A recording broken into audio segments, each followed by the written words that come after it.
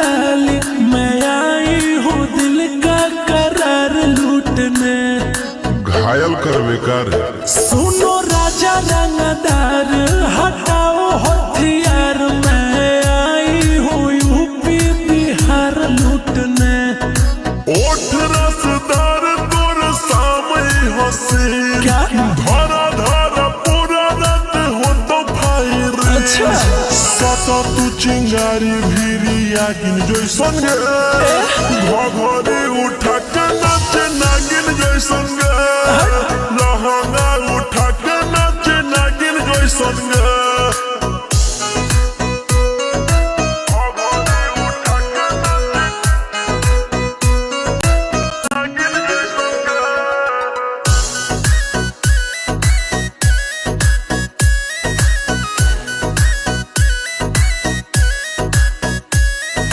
बंद खजाना से हो तो नहीं भेट रे रेट ये बाप पूरा हो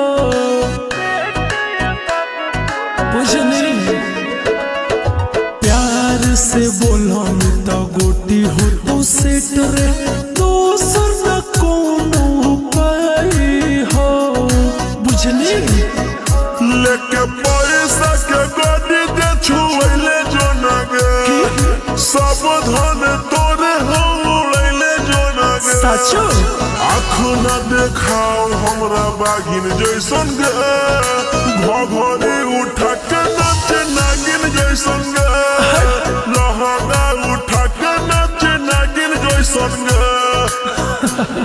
पागल घघरी उठा के नाच नागिन जैसन गे।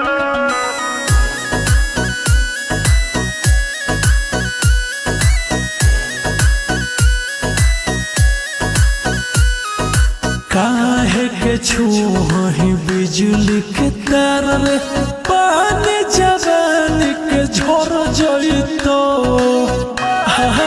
दूर नहीं है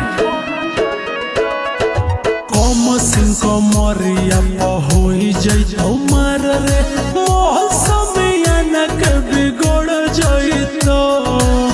बोल रोशन रोहिया से बड़ बाहुबली के है गे आयुषवाया सिख कच कली के है गे रोहित टीम कर देता भागिन जैसन गे घघरी उठा के नाच नागिन जैसन गे